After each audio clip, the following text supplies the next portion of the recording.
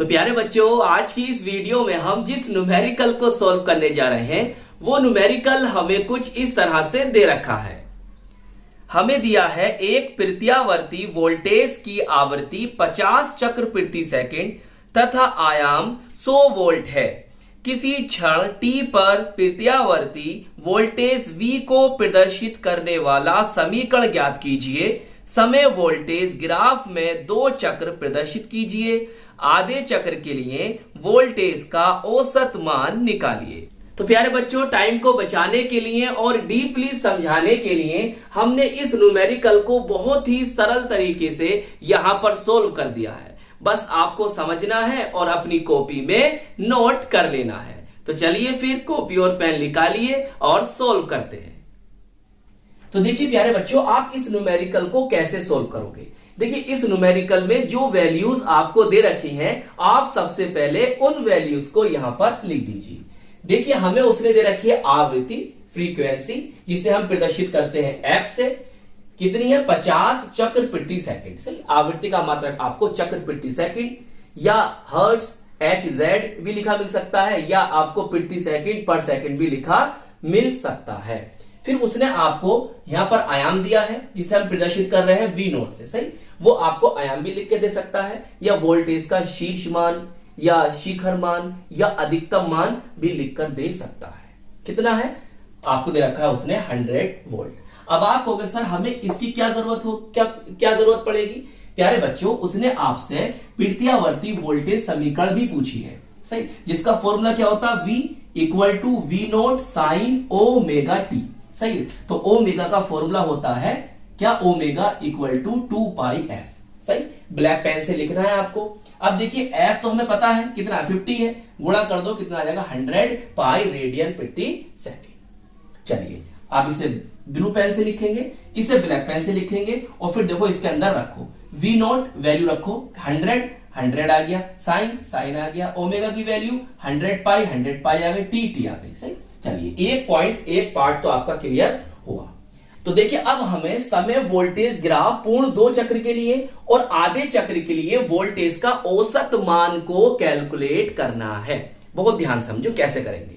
देखिए प्यारे बच्चों, हमें समय वोल्टेज या समय वोल्टा टीवी ग्राफ के लिए हमें आवर्तकाल टाइम पीरियड को कैलकुलेट करना होगा, जिसे हम प्रदर्शित करते कैसे हैं? टी से। तो टी बराबर क्या हो जाएगा? 1/f हो जाएगा। f क्या है? आवृत्ति। बोले तो आवर्तकाल बराबर 1/आवृत्ति। कितना दे रखा है f? सर हमें दे रखा है 50, तो कितना आ जाएगा? 0.02 सेकंड आ जाएगा। सही, ये ब्लैक पेन से लिखोगे, बाकी ब्लू पेन से। अब फिर ब्लैक पेन से लिखोगे समय वोल्टेज ग्राफ पूर्ण 2 चक्र के लिए। अब कैसे बनाओगे? बहुत ध्यान से बनाना, अच्छा सा डायग्राम बनाना। देखो भाई, इस तरह से बनाओगे आप। सही है, ये हो गया वोल्टेज और ये हो गया समय। सही, ये क्या है? एक चक्र। देखो यहां शुरू करोगे, ऐसे ऐसे ऐसे होता हुआ, ऐसे होता हुआ, ये हुआ यहां पर, ये एक चक्र हो गया पूरा। सही, तो एक चक्र पूरा होने में जो समय लगता है उसे हम कहते हैं आवर्तकाल।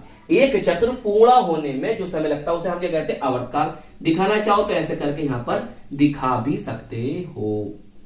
सही, ये हो गया इसमें 0.02 सेकंड। अब देखो दूसरा चक्र, यहां से स्टार्ट करोगे, ऐसे ऐसे ऐसे ऐसे, और ये यहां आकर हो जाएगा दूसरा चक्र पूरा। मतलब ये t है, तो ये हो जाएगा आपका 2t। मतलब 2 इंटू टी कितना है? 0.02। इसकी गुणा कर दोगे, कितना आ जाएगा? 0.04 सेकंड आ जाएगा। सही, अब आप कहोगे सर ये वाली वैल्यू और ये वाली वैल्यू कैसे आएंगी, वो भी समझो। देखो प्यारे बच्चों, जो आपका t है इसका आप 50% निकालिए। इस t का जो आपका t आया है, इसका आप क्या करो? 50%। 50% बोले तो t/2। जब t/2 निकालोगे, कितनी वैल्यू आएगी? 0.01 सेकंड आ जाएगी। अब देखिए, इसी तरह से आप आगे चलो, तो आगे आप क्या करोगे? यहां पर क्या करोगे? 150%। 150% बोले तो ये हो जाएगा 3t/2। तो 3t/2 इसका निकालोगे, इसका 150% निकालोगे, मतलब 3t/2 करोगे तो आपकी वैल्यू आ जाएगी 0.03%। सही है, चलिए अब ये क्या है? ये इसका शिखर मान है, आयाम है। तो आप दिखाओगे यहां पर ऐसे करके दिखा दो, चाहे डॉट करके दिखा दो, चाहे ऐसे रहने दो। यहां पर 100 हो गया ना, ये होता ना अधिकतम न्यूनतम अधिकतम न्यूनतम अधिकतम न्यूनतम अधिकतम न्यूनतम। सही है, ऐसे होता है। तो देखो ये ऊपर पॉजिटिव में होगा तो नीचे का नेगेटिव में होगा, तो यहाँ मैंने माइनस दिखा दिया, -100। चलिए इतनी बात समझ में आ गई।